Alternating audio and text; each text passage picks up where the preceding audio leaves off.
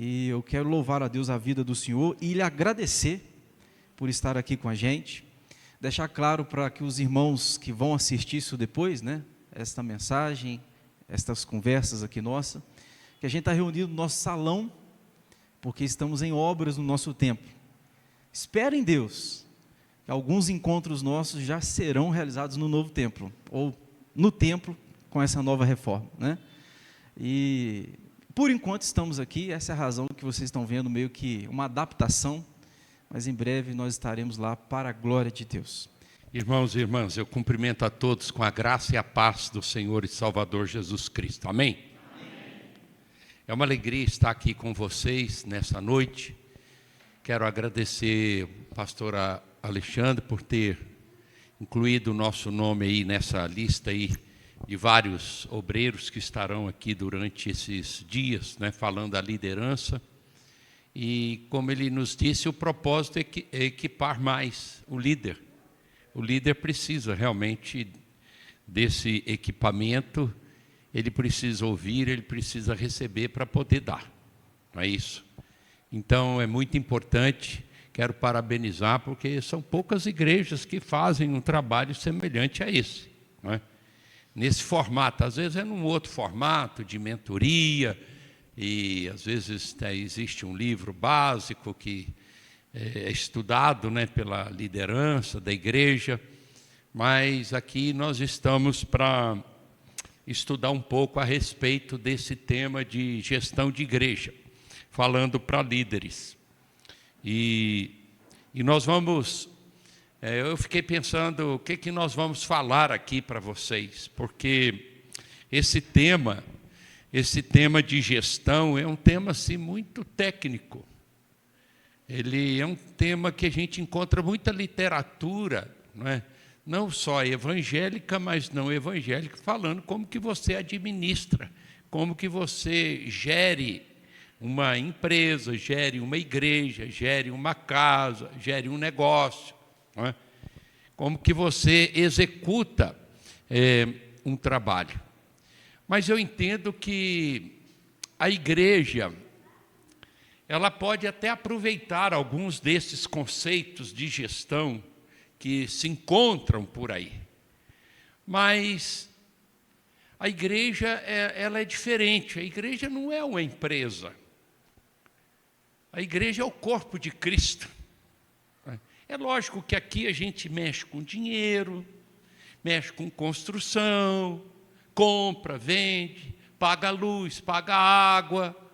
Todo evento tem as suas despesas, né? Você tem de ficar aí medindo, né, a água e o fubá, né, para ver se dá para fazer isso, se dá para fazer aquilo, né? Tem evento que o dinheiro sobra, tem evento que o dinheiro falta. Então a gente tem de ficar calculando todas essas coisas, mesmo sendo uma agência do reino de Deus. Então nós precisamos entender que a igreja realmente ela precisa pensar nesse aspecto, né, administrativo, gerencial, e nós precisamos de líderes que conheçam um pouco dessa área para que as coisas deem certo, para que as coisas funcionem bem. Existem algumas igrejas maiores, especialmente em capitais, aonde essa igreja chega até a contratar o que eles chamam de um administrador. A maioria das igrejas é o pastor, junto com os presbíteros, que resolvem os problemas com o apoio dos diáconos e, é lógico, com toda a igreja. Mas, quando a igreja é maior, como que o pastor vai dar conta de tudo? Então, há igrejas que têm dentro da sua administração um elemento chamado um administrador, que é pago pela igreja para fazer o trabalho ali durante a semana, para cuidar de tudo. Então é lógico que cada realidade é uma realidade. E eu não vim aqui falar que toda igreja precisa ter um administrador. A igreja que eu pastoreio não tem administrador pago pela igreja. Mas nós temos alguns elementos chaves que colaboram muito, que são peças fundamentais na área financeira, na área da construção, na área do louvor. Em alguns setores da igreja, nós temos alguns elementos que são importantíssimos, são fundamentais para o desenvolvimento da própria igreja. Então, gerir uma igreja, administrar uma igreja, não é tão simples assim. Ainda mais se a igreja vai crescendo, vai desenvolvendo, vai ampliando. Ela precisa realmente ter uma boa administração. E o perigo maior, e o problema talvez maior que existe, é que na maioria das igrejas, isso recai sobre o pastor.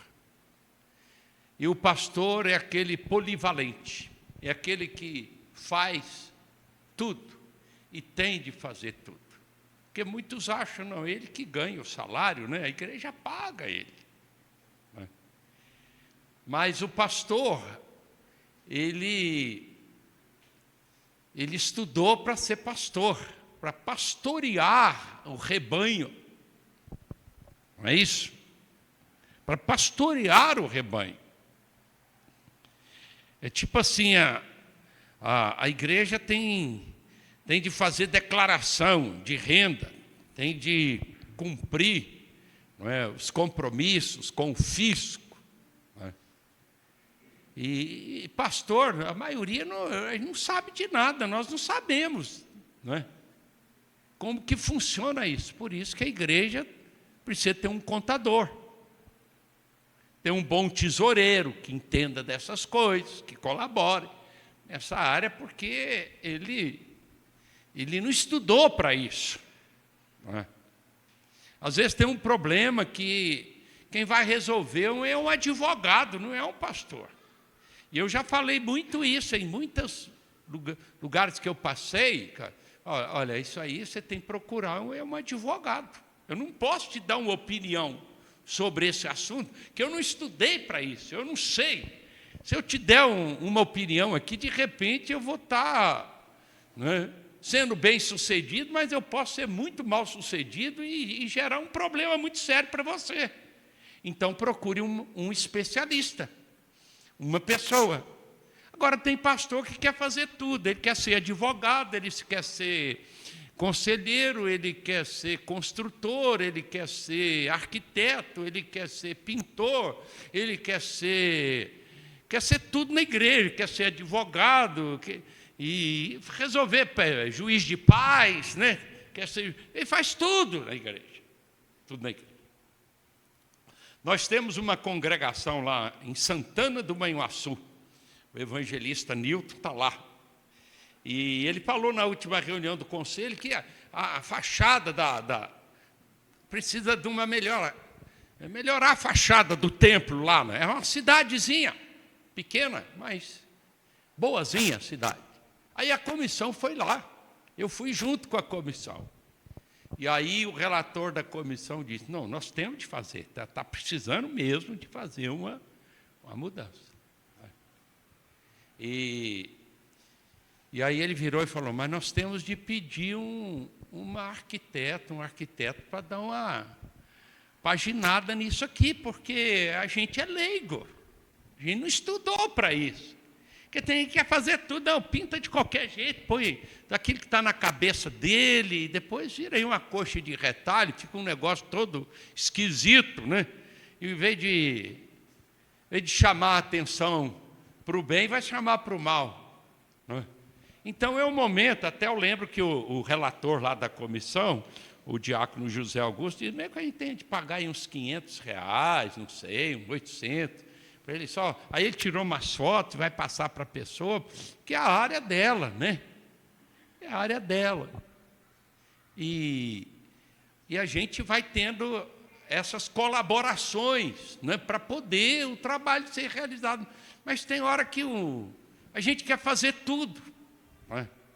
Então, gerir uma igreja, cuidar de uma igreja, realmente não é brincadeira. Não é fácil. E eu quero trazer para vocês, é lógico que é uma palestra, né? Não vou fazer aqui um sermão, muito menos expositivo, nem tópico, mas eu estava orando ao Senhor e Deus me trouxe ao coração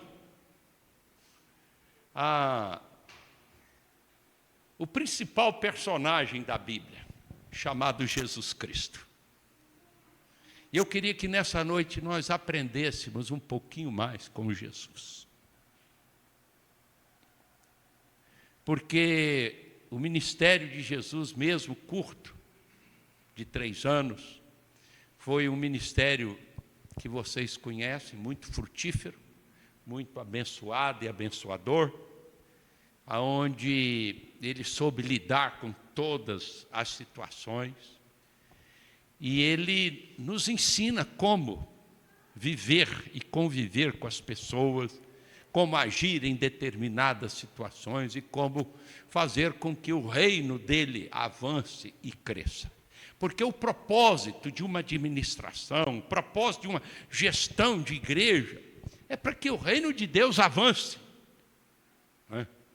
A gente constrói, a gente reforma, a gente faz isso, faz aquilo, não é para mostrar para a sociedade, mostrar para o mundo que a gente tem alguma coisa bonita e diferente. A gente quer fazer com que tudo seja feito para que o nome de Deus seja exaltado e a igreja cresça e desenvolva. Para que o nome do Senhor seja exaltado. É o que Jesus Cristo fez.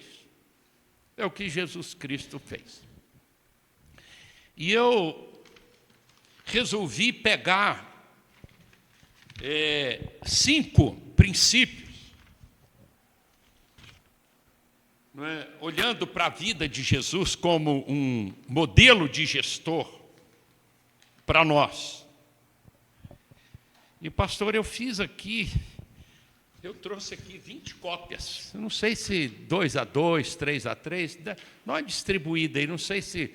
Acho que não vai dar para todo mundo, mas alguns podem anotar aí no celular, alguma coisa assim, 1 para 2, casal. Um pequeno esboço aí, aonde a gente coloca Jesus como o principal modelo de gestor, de administrador. E eu trago aqui 5 ideias que a gente encontra nos livros de gestão, né? Muito comum, né? 8 pontos, 10 pontos, né? 10 princípios de um bom gestor, é aquela coisa toda, né? Mas eu resolvi olhar para Jesus Cristo. Para Jesus Cristo. Então nós vamos começar aí com o primeiro ponto, aonde Jesus, ele fez e nos ensinou a fazer um trabalho, uma gestão em equipe. Em equipe. Vamos ler Marcos, Evangelho de Marcos, no Marcos 3, não é isso? A partir do 13, diz assim: depois subiu ao monte e chamou os que ele mesmo quis, e vieram para junto dele. Então designou 12 para estarem com ele, e para os enviar a pregar, e a exercer a autoridade de expelir demônios. Eis os 12 que designou: Simão, a quem acrescentou o nome de Pedro, Tiago, filho de Zebedeu, e João, seu irmão, aos quais deu o nome de Boanerges, que quer dizer filhos do trovão. André, Filipe, Bartolomeu, Mateus, Tomé, Tiago, filho de Alfeu, Tadeu, Simão, o Zelote. Judas Iscariotes, que foi quem o traiu. A primeira pergunta que eu quero fazer para vocês aqui nessa noite é esta: vocês acham que Jesus precisava de gente para ajudá-lo? Porque ele era o próprio Deus, ele era o Todo-Poderoso, ele sabia de todas as coisas, ele conhecia tudo e todos. Vocês acham que Jesus, ele precisava de alguém para andar com ele, para caminhar com ele, para ajudá-lo no seu ministério? É lógico que não precisava. Então, por que ele chamou 12? Por que ele chamou 12? Cada um de um jeito, cada um de uma maneira, de um temperamento, não é? De uma capacidade, de uma cultura. Ele chamou para nos dar exemplo de que a gente não deve trabalhar sozinho. E aí a gente olha para o sistema nosso, né, presbiteriano, onde a administração da igreja, o que a Constituição da nossa igreja diz? Que a administração da igreja está com o conselho da igreja. E quem que é o conselho da igreja? São os presbíteros e o pastor.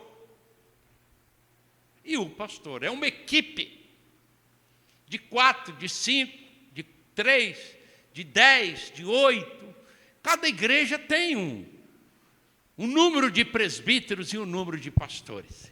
Então a administração, ela é dada a uma equipe, a um grupo. E a boa gestão, o bom gestor, é aquele que entende que ele precisa trabalhar em equipe. Ele precisa ter pessoas com quem caminhar, com quem conversar, com quem trocar ideias, com quem bater um papo, com quem poder abrir o coração e buscar até sugestões e ideias. Ano passado, só para vocês verem como que é importante a gente ter colegas, companheiros, amigos e ouvir pastores e até outros pastores mais renomados. Ano passado, nós tivemos uma conferência lá em Manhuaçu, de avivamento, com aquele pastor coreano, Sang Soo-byul. E ano passado tinha um banner grande lá na igreja, 118 anos. E ano passado a igreja lá fez 118 anos de organização. E aí aquele pastor coreano chegou um dia perto de mim com o intérprete, é lógico, né, o pastor Breno, e ele falou assim: ó, pastor Anderson, ano que vem, vocês vão fazer 119, que é esse ano agora. Aí ele só falou uma coisa: Salmo 119. Eu não estava nem pensando em Salmo 119. Aí ele falou: o senhor pensa no Salmo 119. E por que aquele homem falou? Só para vocês terem uma ideia, o projeto da igreja, né, para a igreja esse ano, é que, no mínimo, cada membro leia o Salmo 119 uma vez por mês. Tem que ler 12 vezes durante o ano, só o Salmo 119.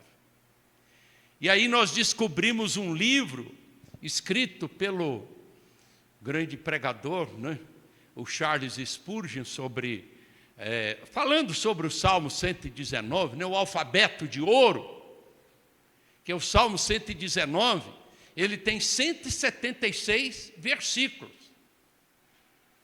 E é um salmo que ele é composto e montado em forma de um acróstico, aonde cada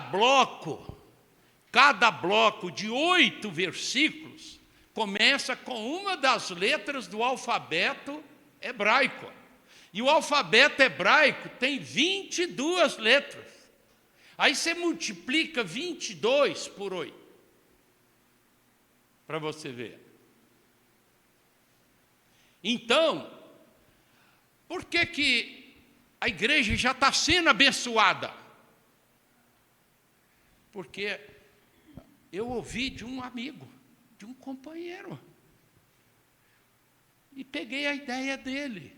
Ele me inspirou, ele me ajudou. Então, o bom gestor, o bom administrador, é aquele que trabalha em equipe, é aquele que tem gente do seu lado, para auxiliá-lo em todos os momentos, né? Para aliviar um pouco a carga, né? Que senão a gente fica carregando a carga sozinho, como Moisés, lá no Antigo Testamento, quis carregar sozinho e já não estava dando conta. E o seu sogro falou, escolhe ajudantes, colaboradores. Então, a boa gestão é assim. E quando a gente olha, por exemplo, para uma SAF, a SAF tem uma presidente, mas ela tem uma diretoria. E quem trabalha é a diretoria. E não é só a diretoria. A SAF tem, cada departamento tem uma relatora. Então tem a presidente, a diretoria e mais as relatoras. E elas têm também as secretarias de causas, né? Então tem a presidente, tem a diretoria, tem as relatoras e tem as secretárias de causas. Então juntam um grupão para fazer o trabalho feminino andar. Aí anda. Aí anda.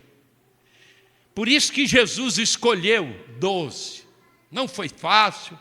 Vocês sabem que ele teve de passar uma noite inteira em oração, não é isso? Antes de escolher esses 12.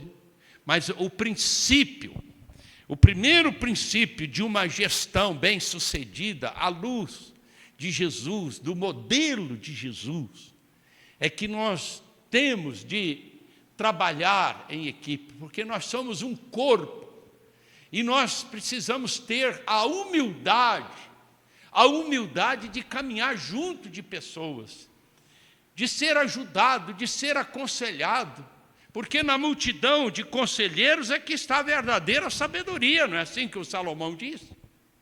Então nós precisamos pedir a Deus essa sabedoria, para que a gente possa realmente caminhar juntos e compartilhar ideias e receber orientações para que o trabalho seja bem sucedido. Quem trabalha em equipe trabalha melhor, cansa menos, tem mais ideias, tem mais colaboradores. Porque quando na equipe um dá uma ideia, aquela ideia é aprovada, aquele indivíduo fica motivado a trabalhar. Né? Eu colaborei nesse projeto. Né? Eu colaborei nesse projeto.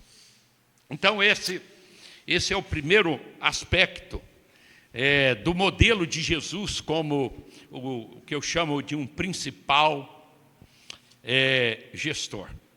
Agora, Jesus também, ele foi e é o principal modelo de gestor, porque ele fez um trabalho honesto e com transparência. Vamos lá agora para Mateus 22. Olha o que a gente tem aí em Mateus 22, a partir do versículo 15. Então, retirando-se os fariseus, consultaram entre si como o surpreenderiam em alguma palavra, e enviaram-lhe discípulos juntamente com os herodianos para dizer-lhes: Mestre, sabemos que és verdadeiro e que ensinas o caminho de Deus de acordo com a verdade, sem te importares com quem quer que seja, porque não olhas a aparência dos homens. Dize-nos, pois, que te parece? É lícito pagar tributo a César ou não? Jesus, porém, conhecendo-lhe a malícia, respondeu: Por que me experimentais, hipócritas? Mostrai-me a moeda do tributo. Trouxeram-lhe um denário. E ele perguntou: De quem é essa efígie inscrição? Responderam: de César. Então lhes disse: dai, pois, a César o que é de César, e a Deus o que é de Deus. Ouvindo isso, se admiraram e, deixando-o, foram-se. O Senhor Jesus aqui, ele é colocado à prova, não é isso? Quanto a pagar tributo, pagar imposto. Essa foi uma pergunta, assim, maliciosa, capciosa, né? Se era lícito pagar tributo.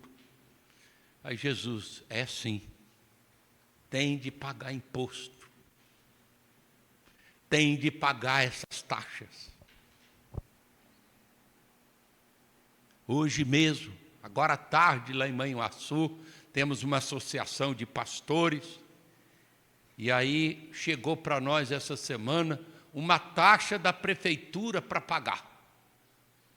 Aí eu falo: não, mas a gente é uma associação, não é uma empresa.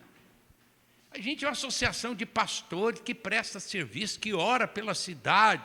Agora a gente vai ter que pagar imposto para orar pela cidade, para abençoar a cidade. Aí teve já que virou associação e tem CNPJ, tem compromisso, tem de pagar. E Jesus, ele passa para nós esse princípio de honestidade e de transparência.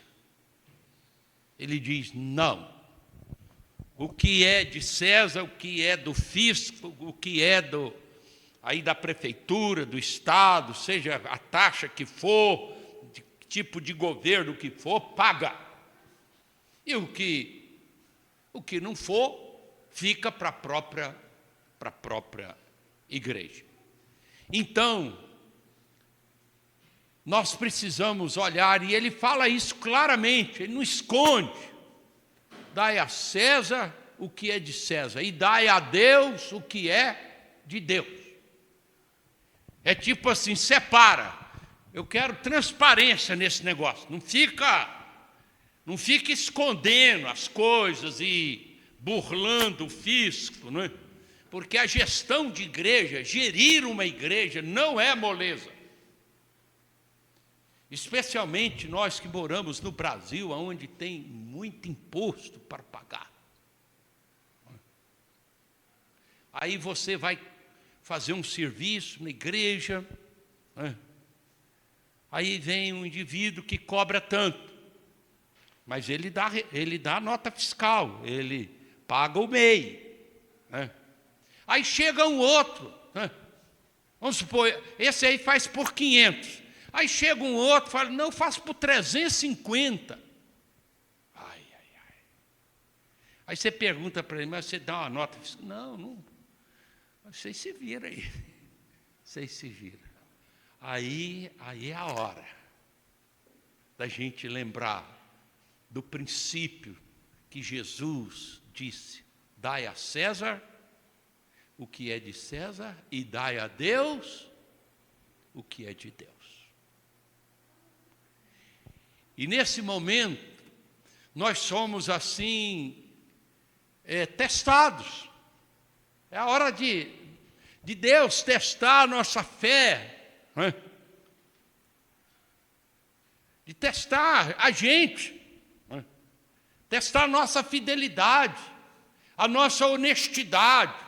E isso tem a ver até com a vida pessoal nossa de contribuinte, né? De dízimo, né? De repente você faz um trabalho extra, tem uma renda extra, é o 13º, né? Tem gente que não dá dízimo 13º, não. Eu já dei 12 vezes, ainda tem dado 13º. Mas 13º é o 13º, é mais um. Então tem de dar de tudo.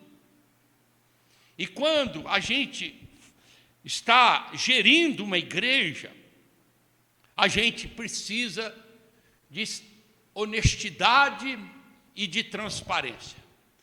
E essa honestidade, essa transparência tem essa bifurcação. Nós precisamos ser fiéis, honestos e cumprir os nossos deveres para com o fisco, pagando os impostos, exigindo nota fiscal, de tudo, procurando ser o mais honesto possível, e também ser fiel na outra área, na área espiritual. A nossa igreja, os senhores presbíteros e diáconos sabem que a nossa igreja é uma igreja conciliar. E nós temos dentro da nossa igreja um Supremo Concílio. E um Supremo Concílio que exige o quê? De toda a igreja? O dízimo ao Supremo Concílio, que é 10% da arrecadação. E nós temos o presbitério, que exige também uma verba presbiterial.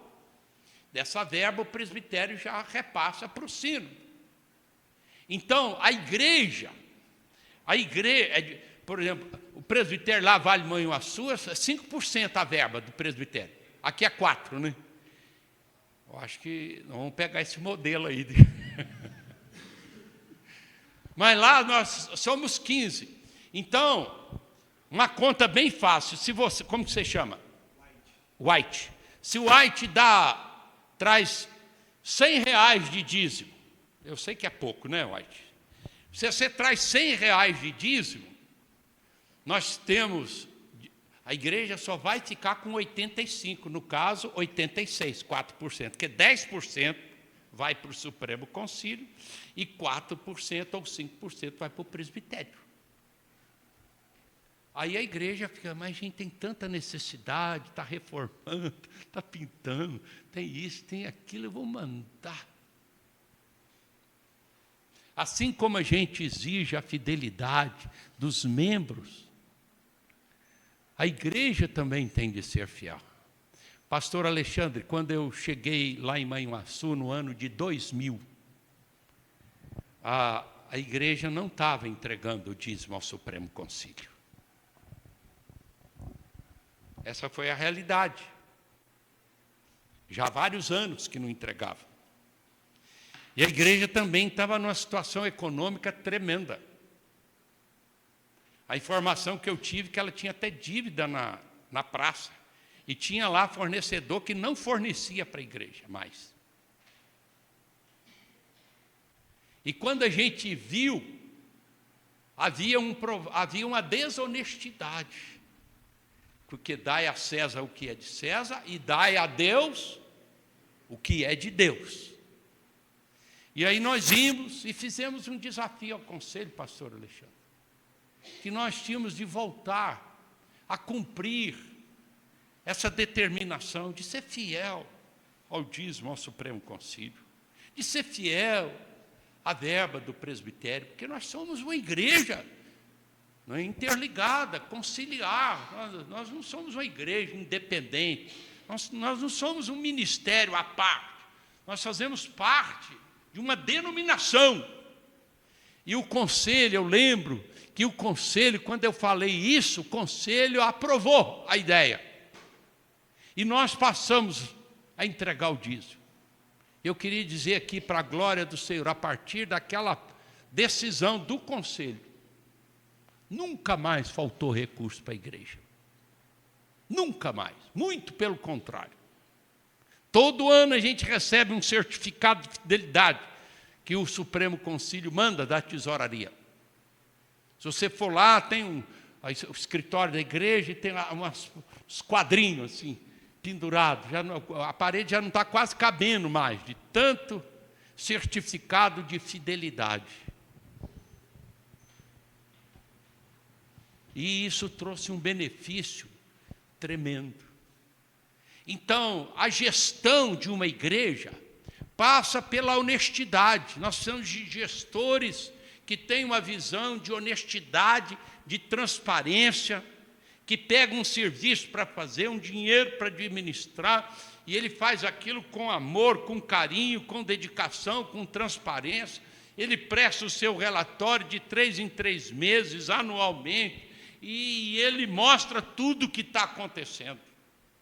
Porque quando a gente trabalha com transparência, a igreja fica feliz, o membro fica abençoado, né? Porque sempre surge aquela pergunta no meio de toda a igreja: para onde está indo o dinheiro da igreja? O que eles estão fazendo com o dinheiro da igreja? Então a gente tem de expor, prestar relatório, ser transparente. Nós demos para César tanto, pagamos isso, isso, aquilo. Até taxa bancária, né? Que se você tem dinheiro no banco, né, o banco também tem, até para você movimentar lá, tem a taxinha bancária, põe lá tanto de taxinha bancária, tanto disso, INSS, e tudo mais que a igreja tem de pagar, água, luz e impostos. Né? E para Deus, e nós somos fiéis também, não só com aquilo que é de César, mas está aqui também o dízimo ao Supremo Concílio, a verba presbiterial, isso e aquilo. Com certeza, a igreja vai ser vitoriosa. Amém, irmãos? Vai ser vitoriosa. Ela não vai passar necessidade. Ela não vai passar necessidade. Então, quando Jesus disse: dai a César o que é de César, e dai a Deus o que é de Deus, ele está estabelecendo aqui o princípio de honestidade, de transparência, aonde nós temos de fazer o bom uso dos recursos. O bom uso dos recursos. E nós temos de ser firmes nisso. Pedir a Deus sabedoria, para que a gente não caia, né? Não caia, quem sabe, na cilada do inimigo, para a gente deixar de ser fiel nessas áreas. Terceiro ponto, Jesus, como modelo de gestor, ele passa para nós uma visão de um trabalho organizado e sem desperdício. Olha aqui no Lucas 9, um dos registros aí da multiplicação dos pães. Lucas 9, a partir do 10. Ao regressarem, os apóstolos relataram a Jesus tudo o que tinham feito, e levando-os consigo, retirou-se à parte para uma cidade chamada Betsaida. Mas as multidões, ao saberem, seguiram. Acolhendo-as, falava-lhes a respeito do reino de Deus e socorria os que tinham necessidade de cura. Mas o dia começava a declinar.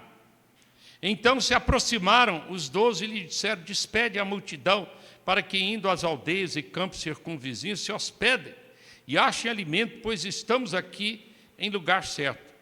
Ele, porém, lhes disse: dai-lhe vós mesmo de comer.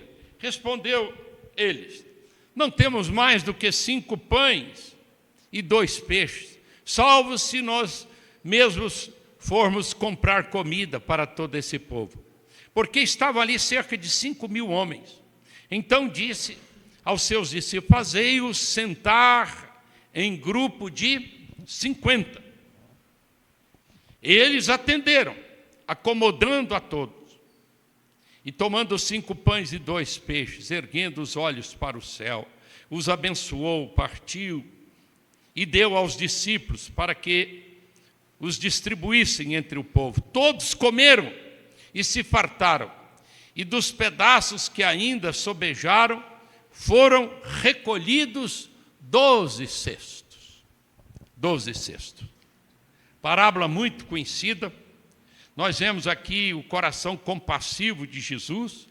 Nós vemos aqui, a gente poderia ter usado esse texto aqui no primeiro ponto, não é isso? Porque Jesus aqui conta com a colaboração dos seus discípulos, né? Para resolver esse problema da fome ali, daquela multidão. E ele chama os discípulos, trabalha com os discípulos, e até vira para os discípulos e diz: vocês arranjam comida para esse povo aí, dê de comer para esse povo. Vocês vieram a mim, agora vocês têm de mostrar serviço, né? E eles não tinham como fazer. E quando ele faz, ou vai fazer a multiplicação dos pães, Não é só homens, eram 5.000, eram mais de 10.000 pessoas. Ele manda fazer o quê? Grupos de 50. E só depois que a multidão está calma, tranquilos, grupos feitos, é que ele ora, multiplica os pães e os discípulos distribuem. Primeiro ele pôs ordem na casa, organizou o povo. Organizou o povo. E o povo comeu, fartou, e ainda sobraram 12 cestos. E a ideia do texto é que esses 12 cestos de pães e peixes não foram desperdiçados, não foram jogados, foram colocados no cesto. E a gente pode imaginar, uma vez eu ouvi um pregador dizendo que Jesus deve ter pedido a cada um dos 12, porque 12, né? 12 discípulos, 12. Então cada um leva um. Vocês achavam que não ia ter para ninguém, vocês levam, que vocês vão... É uma marca para vocês saberem que quando eu faço o milagre acontece, e de forma abundante. E não se desperdiçou nada. A gestão de uma igreja, ela passa pela organização. O bom gestor, ele tem de ter uma mente organizada. Alguns têm até o chamado toque, né? Que quer ver tudo certinho, tudo bonitinho, organizadinho aqui. Ó, esse aqui está para cá, esse aqui está deitado. Então, deita, é tudo para frente que vai deitar, né? Esse aqui vai deitar para cá, né? Aqui, esse aqui está meio deitado, vamos pôr mais. Então, a gente, aquela organização impecável. O gestor, ele tem de ter um senso de organização, né? Ele tem de ter as pastas, tem de ter as pastas de arquivo, ele tem de catalogar tudo, separar tudo, nota disso, nota daquilo outro. Ele não pode ir pondo debaixo do colchão, não pode ir jogando dentro da gaveta, pondo lá dentro da caixa, aí depois na hora de prestar o relatório, pega a caixa, vira aquele negócio, aí voa papel para todo lado, aí eu não sei onde está isso, não tem, cadê aquele recibo, cadê aquele papel, cadê aquela nota? Ele não sabe. Como é que ele vai ser um bom gestor? Como é que ele vai prestar conta se ele não tem um mínimo de organização, né? Semana passada eu visitei um casal jovem lá da igreja, ganhou neném. E esse rapaz tem mais ou menos esse negócio de toque, né?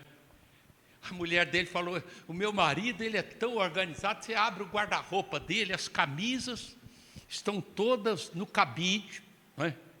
Direitinho, e os cabides, a camisa, se ela está virada para lá, está tudo virado para lá. Não tem no meio, umas viradas para cá, outras viradas. É tudo. E é por cor, aqui é cor branca, clara, depois a vermelha, ele vai pondo por cores, não mistura. Põe umas 5 camisas, uma preta, uma vermelha, uma branca, tudo mesmo cabide. Vai organizando, né? Eu até perguntei, e as cuecas dele também? Assim, E as camisas de malha? É tudo dobradinho. Então, cara, aí ele virou para mim e falou, pastor, quero falar um negócio para o senhor. Aqui em casa eu tenho tipo um cofre, onde eu tenho pastas. Eu tenho a pasta desse meu apartamento com todo o documento. Eu tenho uma pasta dos meus documentos. Eu tenho uma pasta dos documentos da minha mulher, tudo da minha esposa está ali dentro. Quando eu preciso de alguma coisa, é na hora. Organização. Isso é fundamental para uma administração de uma igreja, de uma sociedade, de um conselho, de uma casa. Que Jesus falou, antes de fazer o milagre, organiza esse povo aí. Esse povo está muito eufórico, manda sentar 50 em 50, né? Aqueles grupinhos. Porque Jesus já sabia que na hora da distribuição, se não tivesse organização, ia ser uma confusão geral. Ia ser um avanço do povo, ninguém, um ia passar em cima do outro. Jesus já estava vendo, se o negócio ficar assim, começar a distribuir de qualquer jeito, vai ter gente que não vai comer direito, vai até ir embora. Crianças, eles vão passar por cima de criança. Mas então vamos organizar esse povo. Todo gestor, toda gestão precisa passar pela boa organização e também pela economia. Não pode haver desperdício. Nós temos de aproveitar todas as coisas. Hoje já existem até sistemas, né, de você pegar e fazer com material reciclado, você faz tanta coisa, né? Hoje praticamente você não desperdiça nada. É isso. Então é muito importante que a gente seja econômico, não miserável, não pão duro, porque tem gente que é pão duro, que é miserável, que é mão fechada mesmo. Igual aquele homem, né, tão pão duro, que pegava o comprimido e amarrava na linha e jogava para dentro. Quando fazia efeito, ele puxava de volta para usar depois, né? Não sei se ele conseguia fazer isso, não. Mas não pode, o dinheiro da igreja é para gastar, mas gastar com sabedoria, na hora certa, sem esbanjar também, sem esbanjar, né? E com bastante economia. Jesus poderia dizer, agora esses 12 cestos que sobraram aí, joga fora. Diz, não, recolhem, cada um leva, e nós vamos pôr no cesto direitinho, porque, quem sabe, na volta, na caminhada, até chegar em casa, vocês vão poder aproveitar tudo isso. Então, o bom gestor, ele tem, especialmente da igreja, ele tem de ter esse senso de organização, de economia, de honestidade. Acima de tudo, sabe por quê? Porque na igreja nós lidamos com um dinheiro santo, separado. O dízimo, irmãos, é um dinheiro, é uma moeda corrente. Mas ele foi entregue em atitude de adoração e para a glória de Deus. Nós não podemos abusar, nós não podemos desviar, nós não podemos deixar de ser transparentes com o dinheiro que é do Senhor. E quem não usa bem os recursos do Senhor, com certeza, serão punidos. É por isso que a gente tem de primar por pessoas que realmente temem ao Senhor. Eu pastoreei uma igreja uma certa vez que o tesoureiro não era dizimista. E a gente trabalhou com ele antes de tirá-lo. Tirá-lo não, antes dele... Ele sentiu que nem devia continuar pelos estudos que a gente fazia na igreja, as mensagens, né, que a gente fazia, os presbíteros conversando. Nem não pôs ele para fora assim, agora você não presta. Não. A gente foi conscientizando. E um dia chegou, eu não decidi. Como que uma pessoa, né, que não é dizimista, né, vai cuidar do dízimo? É isso. É igual você colocar uma criança, né, recém-nascida, para uma mãe, para uma pessoa que não é a mãe da criança. Ela vai cuidar, mas não vai cuidar quanto... Mas a mãe cuida diferente, né? Se é mãe, é tudo diferente. Então, Jesus nos ensina aqui essa organização e um trabalho sem desperdício. Os dois últimos pontos, eu nem perguntei ao pastor até que hora que a gente pode ir, mas eu vou terminar aqui esses dois pontos. Trabalho determinado. Mateus 8. O gestor, ele não pode ser muito fraco, não, e nem preguiçoso, nem medroso. Olha o que Jesus diz aí em Mateus 8.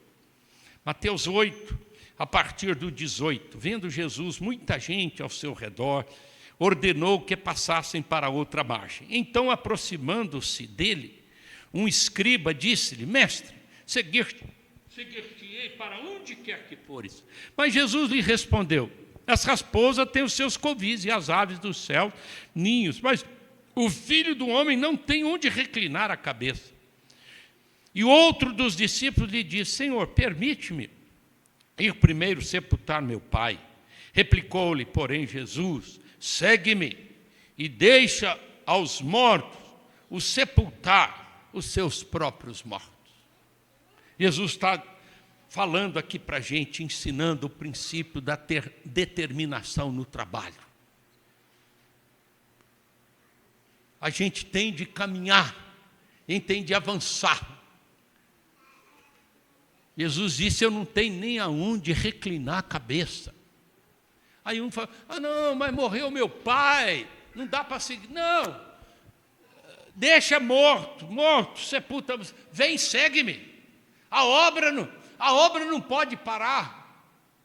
Um gestor, um administrador, um líder da igreja, um presbítero, um pastor, um diácono, ele tem que ter determinação. Ele não pode ser uma pessoa acomodada, né? Que aí a pessoa chega perto dele: você pode ir ali comigo? Não sei. Aqui, está precisando fazer aquilo outro. Ali, manda o fulano de tal, chama o fulano. Ele não está nem aí, é um peso morto. Peso morto. E nós sabemos que Jesus ia por todas as aldeias, povoados e cidades, pregando o Evangelho. E ele não ia igual a gente vai hoje, né? Com um carro confortável, com uma moto legal, né? E a pé. E não era aqui nesse clima bom do Alto Caparaó, não, era no deserto. E não era no asfalto, não, no paralelepípedo, era em areia pura. E ele está dizendo: olha, nós não podemos parar, não. Vem, segue-me, e nós temos de ir para frente. Nós temos de ir para frente. Então, irmãos, a gente vê aqui, irmãs, um trabalho determinado, um trabalho perseverante, um trabalho de um gestor que não cruza os braços, não. Eu conheço tesoureiros de igreja, líderes da igreja, levanta muito cedo para fazer o trabalho da igreja. Às vezes dorme tarde. Já vi esposa até reclamar do seu marido: meu marido só pensa na igreja. Meu marido acorda muito cedo, dorme tarde, fazendo coisa da igreja. Jesus está falando: mas eu também sou assim, eu não tenho nem onde pôr a minha cabeça, eu não tenho nem tempo de dormir direito, tem hora. Apesar de que a gente tem de descansar, a gente também não pode viver assim. Mas há momentos que a gente não pode largar a corda. Há momentos que a gente não pode parar de caminhar. A gente tem de ter determinação e prosseguir a nossa caminhada, irmãos. Então eu queria fazer um apelo a vocês presbíteros, a vocês diáconos: não se cansem, não parem. Não fica, hoje eu tenho de fazer isso, não posso. Amanhã eu tenho de fazer aquilo, não posso. Depois da manhã eu tenho de fazer aquilo, não dá. O dia tal não dá também não. E no dia tal tem compromisso. Jesus virou: deixa os mortos sepultar os mortos, vem seco. E é coisa grave, né? Depois, Jesus, é meu parente que morreu. O senhor não está me permitindo ir lá fazer velório dele, não. O senhor está me mandando seguir o senhor de tudo quanto é jeito. E quantas desculpinhas a gente dá para não estar fazendo a obra e seguindo o Senhor e Salvador Jesus Cristo. Então, gestores determinados. E o último ponto que eu resolvi trazer para vocês, que eu considero o mais importante de todos.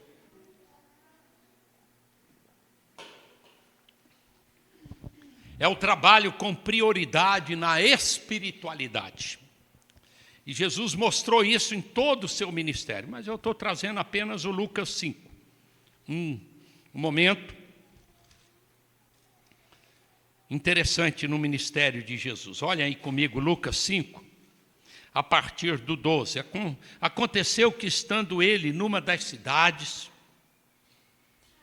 não estava em aldeia, assim, não estava na cidade.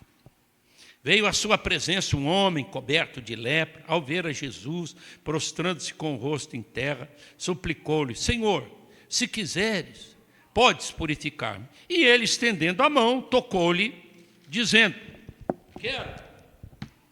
Quero, fica limpo. E no mesmo instante, lhe desapareceu a lepra. Ordenou-lhe Jesus que a ninguém dissessem. Mas vai, disse, mostra-te ao sacerdote e oferece pela tua purificação o sacrifício que Moisés determinou para servir de testemunho ao povo. Porém, o que se dizia a seu respeito, cada vez mais se divulgava, e grandes multidões afluíam para o ouvirem e serem curadas de suas enfermidades. O que diz o 16 aí, irmãos? Ele o quê? Porém, se retirava para onde? Para lugares solitários e orava. Esse aqui é um dos exemplos do Senhor Jesus no auge do seu ministério, aonde ele está sendo procurado e ovacionado e aplaudido pelas multidões. Está todo mundo querendo ouvir e aproximar de Jesus. Mesmo ele dizendo aqui, não conte para ninguém, não fica divulgando isso aí não. Mas o povo era tão abençoado, as maravilhas eram tão grandes que o povo não parava de falar das maravilhas e de dar testemunho. Então Jesus aqui, nesse texto, ele está assim no auge do seu ministério. Mas o que ele fazia? Quando a multidão, às vezes, o procurava para aplaudir, né, para elogiá-lo, ele saía de fininho e ele procurava lugares específicos, solitários, montes, às vezes até cavernas, algumas casas, né, igual lá em Betânia, né, lugarzinho menorzinho, né, onde ele encontrava as irmãs, Marta e Maria e o irmão Lázaro, e ele ia para lá fazer o quê? Orar. Então, Jesus aqui está nos ensinando, amados irmãos, que nós, como líderes, como gestores, como administradores da igreja, não podemos nos descuidar da nossa vida espiritual, da nossa comunhão com o Pai, especialmente quando nós somos aplaudidos, quando nós somos procurados, quando nós estamos aí numa boa, no nosso negócio, na lavoura, no amigo, está todo mundo, né? Chegou muita gente em casa, está todo mundo me aplaudindo. Não. Eu preciso buscar ao Senhor. Eu vou dar um exemplo aqui de uma mulher de Alto Jequitibá. Eu fui pastor lá 10 anos, e naquele período, tinha uma senhora lá que tinha muitos filhos que estudavam e moravam fora, já eram até casados. E um belo dia, um belo domingo, ela estava indo para a igreja, ali perto daquela secretaria da igreja presbiteriana, quando você vira e começa a subir para a igreja, ali naquela viradinha ali, parou um carro, perto dessa senhora, era o filho dela, chegando de viagem, muito tempo que não via com a esposa, tinha uns 2 ou 3 netinhos dentro do carro, mas ela estava na hora do culto. Sabe o que aquela mulher fez? Abriu a bolsa e pegou a chave da casa e disse: meu filho, que bom que você chegou, maravilha, estou numa felicidade, E nós vamos ter dias, momentos maravilhosos, mas está na hora do culto. Aqui a chave, você pode ir para casa, abre lá, usa o que você quiser. E no final ela diz, porque acho que primeiro era culto e depois escola dominical, primeiro escola dominical, depois culto. E se você for lá e der tempo de você vir aqui para o culto, você ainda vem, viu? Você pode vir para o culto. São atitudes de pessoas, de homens e mulheres, que colocam a espiritualidade acima de tudo. Porque, de repente, o gestor, o administrador, ele fica muito preocupado, né, com as contas, com o dinheiro, com o que tem de fazer, material que tem de comprar, e ele se envolve muito com as coisas, né, aqui da terra. E Jesus estava num momento especial, a multidão estava procurando ele, queria estar com ele. E seria uma grande oportunidade, né, para ele se desenvolver e crescer muito mais. Mas ele saía e procurava lugares solitários e ali orava ao Senhor. Então, o bom gestor, ele precisa ter como prioridade a sua vida espiritual. E sabe o que vai acontecer? Se ele der prioridade à sua vida espiritual, as demais coisas serão acrescentadas. O trabalho dele vai ser muito melhor, ele vai ser muito mais bem sucedido, ele vai fazer conta melhor, ele vai ter uma visão melhor do trabalho. As dificuldades que ele tem no dia a dia, os problemas que a igreja enfrenta, serão muito mais facilmente resolvidos se nós tivermos uma vida na presença do Senhor. Como eu perguntei no início, se vocês achavam que Jesus precisava de escolher 12 para ajudá-lo, e vocês acham que Jesus precisava de estar em oração? Ele era um todo-poderoso, mas ele faz isso para nos ensinar, para nos mostrar, para revelar a sua humanidade e dizer, nós, como homens, dependemos da bênção, da direção, da orientação do Senhor. Mesmo quando nós estamos em momentos de ascensão, momentos de aplauso, momentos onde nós estamos bem na igreja, em qualquer área, em qualquer projeto, nós precisamos de priorizar a vida de oração. Esses anos que a gente está lá em Banhuaçu, a gente tem trabalhado muito a vida de oração da igreja. Nós temos muitos projetos de oração. E a gente precisa melhorar muito, muito mesmo. E um dia eu cheguei, porque lá a gente tem culto, tem reunião de oração terça, hoje, né, está tendo lá, e culto na quinta. E até uns anos atrás eu cheguei a falar, se você, né, precisa fazer uma escolha por causa de trabalho e compromisso, de vir apenas num dos cultos semanais, você escolhe o culto de oração. E hoje o nosso culto de oração é maior do que do estudo bíblico. Nós temos todo mês uma manhã com Deus e um café da comunhão. Sábado, 7 da manhã, geralmente são umas 100 pessoas orando. Todo primeiro domingo nós temos, todo primeiro domingo, 15 para as 8, os presbíteros e os diáconos estão em oração pela igreja. A gente ora direto, mas são momentos que a gente para. Ali praticamente todos os oficiais estão presentes. E a gente divulga aquilo, fala na igreja, manda mensagem, e a gente insiste com as pessoas. Porque nós entendemos, irmãos, que a vida espiritual da igreja, ela precisa ser realmente a nossa menina dos olhos.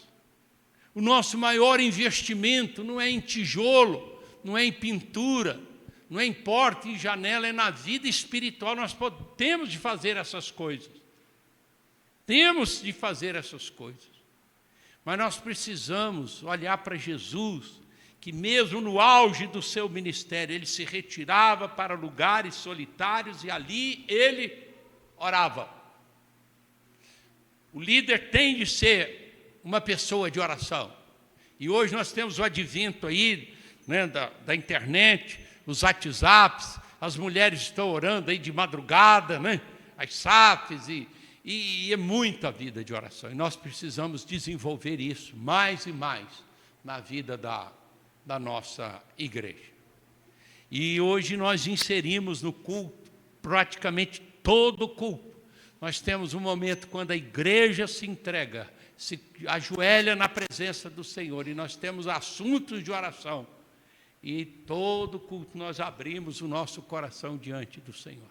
É um dos momentos mais importantes do culto. É quando toda a igreja é chamada a orar, a se entregar, a se render na presença do Senhor.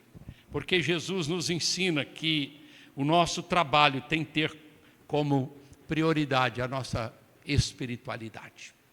Eu sei que nós teríamos muitos outros itens para acrescentar aqui, porque Jesus é fantástico, é inexplicável, inesgotável. Mas eu queria que você não esquecesse que Jesus foi um bom gestor, um bom líder, um homem que fez o reino dele crescer, porque ele trabalhou em equipe, porque ele foi marcado pela honestidade e a transparência, uma pessoa extremamente organizada, não é isso, sem desperdício, uma pessoa determinada no que fazia. Isso nada impediu que Jesus avançasse com o seu trabalho. E ele tinha como prioridade a espiritualidade. Então que Deus nos abençoe. Eu vou fazer uma oração nesse momento, pedindo a Deus que nos ajude a olhar para Jesus como nosso modelo principal de gestor. Nós poderíamos trazer aqui muitos homens bem-sucedidos, não é? Gente que estuda a igreja, planejamento estratégico, tanta coisa, né? Muitos métodos, né? Mas nós entendemos que Deus, Ele não unge métodos, Deus unge pessoas. Ele unge pessoas. Os métodos são importantes, mas se quem usa o método não estiver com a unção de Deus, não vai dar nada.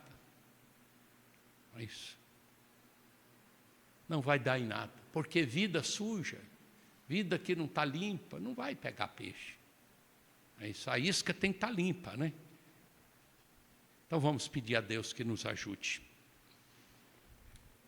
Ó Pai, nós estamos aqui nesta igreja, Senhor, louvado seja o Teu nome por esse local tão aprazível. Muito obrigado, ó Pai, porque o Senhor nos dá a oportunidade de tecer algumas considerações aqui sobre a pessoa de Jesus e olhar para Jesus como o principal modelo de gestor.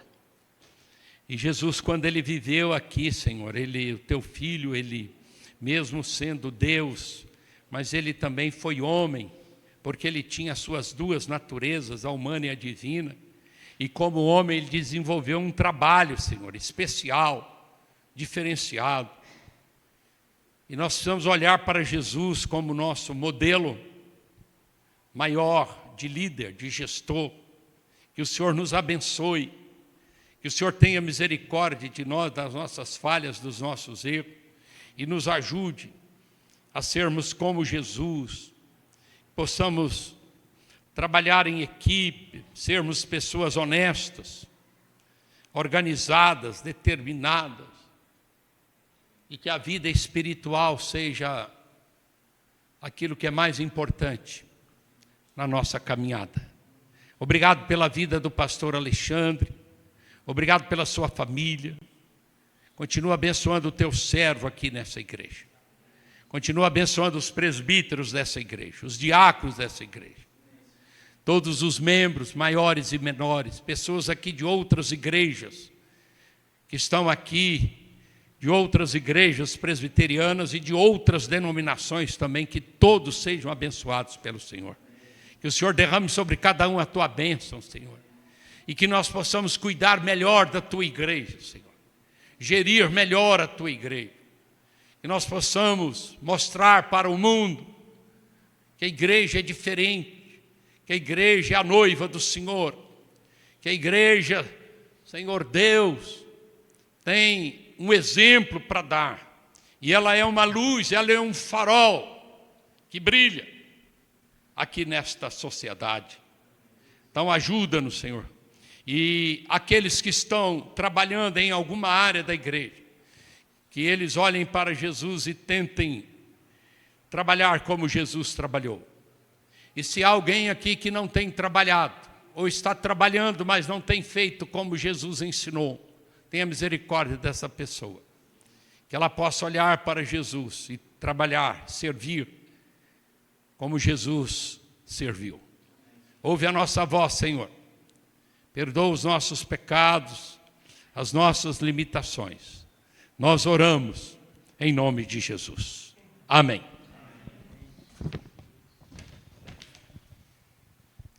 Obrigado, Rev. Eu queria só, Rev, aproveitar do senhor aqui, perguntar aos amados irmãos se vocês têm, de repente, uma pergunta, uma consideração a fazer, aproveitando a presença do reverendo Anderson aqui entre nós. Tem alguém? Levante a mão se alguém quer fazer uma pergunta, uma consideração. Não? Tudo tranquilo? Ô Varão, só vou te pedir para você perguntar no microfone. A razão é que na semana passada nós falamos sem microfone e o pessoal de casa não consegue ouvir, entendeu? Pergunte ao Rev aqui, por gentileza. Ah, é? Não, porque eu achei interessante você falar das pastas que o pastor estava usando lá. E posso tirar exemplo da minha vida. Eu paguei o documento da minha moto, guardei o documento, não sei onde está o recibo. Certo. Hoje eu estou indo embora com na organização, não sei onde está o documento dentro da minha própria casa. É uma experiência muito boa. Eu vou sair daqui com certeza. Isso é e ele falou que tem uma pasta só para os documentos do carro dele. Aí ele falou comigo, ali eu guardo os documentos do carro e o seguro eu guardo o atual, né, e do um ano só anterior. Os outros eu já, porque senão não vai caber na pasta, né?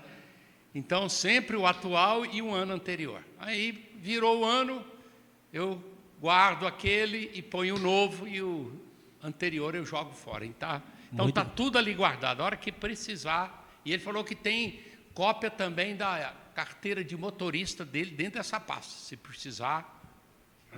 Está tudo guardadinho ali.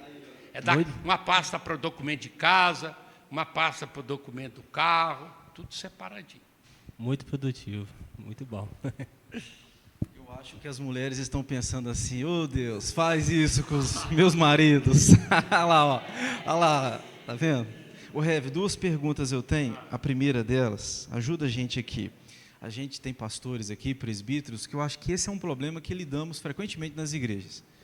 Como fazer quando a gente tem pessoas na igreja, mas as pessoas não aceitam, de repente, o cargo, não abraçam a ideia para ajudar a gente a trabalhar em equipe? Como é que o senhor faz isso no ministério? Como é que, sei lá, ajuda a gente a lidar com esse assunto? Isso acontece praticamente em toda a igreja. Pessoas capazes, pessoas até formadas, né, que têm diplomas, que poderiam trabalhar muito na igreja, mas ainda não tiveram despertamento, né? Ainda não se colocaram à disposição. Então, o que a gente tem de fazer, além de orar, é falar sobre isso. E é falar da palavra de Deus, a importância da gente servir a igreja do Senhor como o melhor lugar, né, para a gente trabalhar na obra do Senhor, né? Não ficar malhando, né, para essas pessoas, dando indireta, né, mas falando do privilégio de trabalhar na igreja, né, assim como a gente serve lá na escola, assim como a gente serve na lavoura, assim como a gente serve no dia a dia, servir na igreja, né? Daqui uns dias, né, vai sair uma equipe aqui da nossa região, não é, para construir casas lá no norte de Minas, no Vale do Jequitinhonha. E vão pedreiros que trabalham aqui na região, vão trabalhar lá. Entendeu?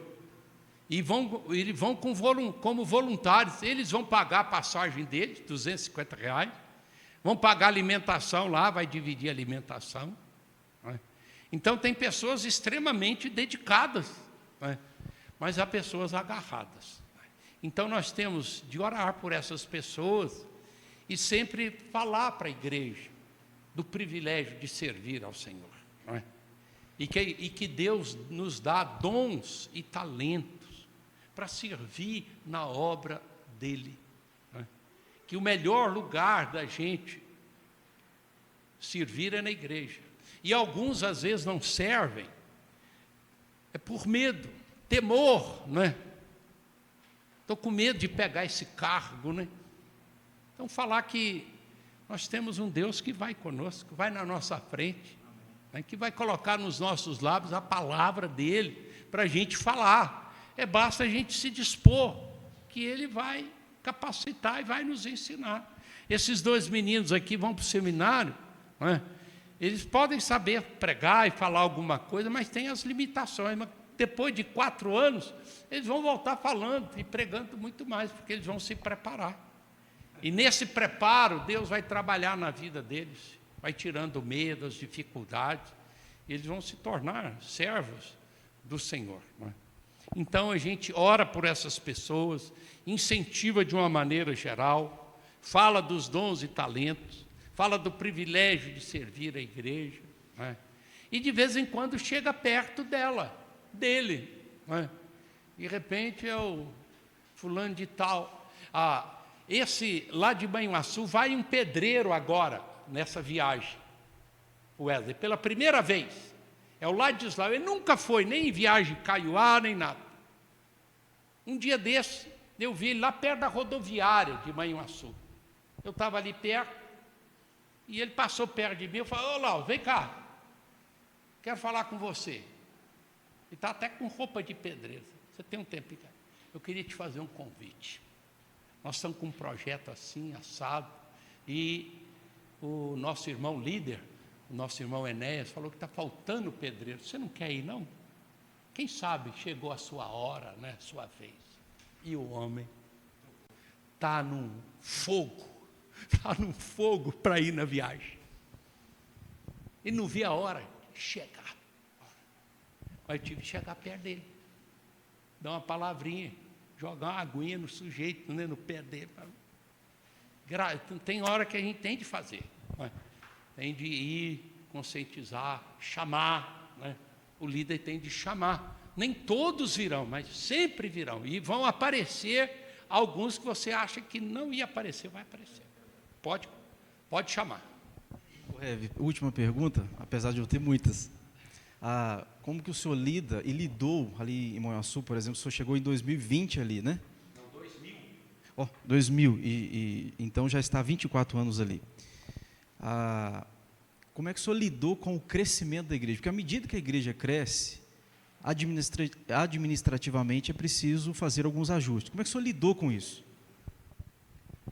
A gente viu o desenvolvimento da igreja, o crescimento da igreja. E a gente precisava de espaço. Aí nós começamos a fazer algumas obras, né? Criar mais salas de escola dominical. E a gente começou a perceber que precisava também de mais obreiros, né? Para ajudar no trabalho, né? Especialmente trabalho de jovens. Aí a igreja entendeu que precisava de um pastor para os jovens, aí chamou um pastor, né? Aí com esse problema, as dificuldades da família, a gente viu, né, a necessidade de ter um pastor para cuidar mais de família, de casais. Aí contratamos, aí o conselho chamou, hoje nós temos, a igreja tem 4 pastores, né, mais 2 evangelistas. E com o crescimento da cidade, teve um tempo atrás que um presbítero lá da igreja, o presbítero Nailton, se tornou prefeito, ele ganhou para prefeito da cidade. E ele ficou firme na igreja, nunca saiu da igreja. Eu falei com ele, o presbítero Nailton, enquanto você for fiel à igreja, enquanto você for fiel à palavra de Deus, a igreja vai estar do seu lado, orando, te ajudando. Mas o dia que você desviar, você está fora, viu? E a gente orando por ele, e ajudando, e ele permaneceu firme. E um dia ele chegou no conselho, reverendo, e falou, olha, estou vendo aqui em Manhuaçu um número muito grande de mendigos, gente de rua. E foi o ano que a gente fez a conferência missionária baseada em Atos 1:8, onde Jesus mandou a gente ser testemunha a partir de Jerusalém. E eles estavam em Jerusalém, tanto em Jerusalém como em toda a Judéia, Samaria e até aos confins da terra. E o preletor naquele ano falou muito que a nossa Jerusalém lá é Manhuaçu, a Jerusalém de vocês aqui é o Alto Caparaó. E aí, vendo esse crescimento, né, da cidade e da própria igreja, o conselho falou, nós podíamos arranjar um missionário para trabalhar com esse pessoal aqui local. Que a gente manda, a ideia do missionário é o missionário para ir trabalhar lá não sei aonde, lá no outro estado, lá no outro país. E a nossa Jerusalém? E aí Deus abriu a porta e nós contratamos, temos um missionário só da igreja, cuidando de pessoas dependentes, indo nas casas, né, de recuperação, ajudando a internar pessoas, familiares, né, mães, pais que ficam sabendo que seus filhos estão drogados, precisam de ajuda, de apoio. Não é? Então, hoje nós temos um missionário sustentado integralmente pela igreja para trabalhar na cidade, e ele está direto da igreja. Então, o crescimento é uma bênção, não é? Mas ele exige também que a gente cresça também em outras áreas, não é? E com o crescimento, a arrecadação aumenta, e isso você tem recursos para poder contratar mais mão de obra. É igual um comércio, né? Começou a crescer, você tem de aumentar o número de trabalhador, né? Você plantou mais café, tem que arranjar mais trabalhador, né? Para trabalhar, e assim sucessivamente. Então, Deus tem nos dado essa visão, não é? E a gente ainda precisa crescer mais ainda, não é? Esse ano agora, nós vamos ter a reunião do presbitério. Nós terminamos até hoje de manhã a estatística. Ano passado, a igreja recebeu 113 membros. Em 2023, arrolamos 113 pessoas, novas pessoas. Então, é quase uma igreja, né? São poucas igrejas que têm 113 membros.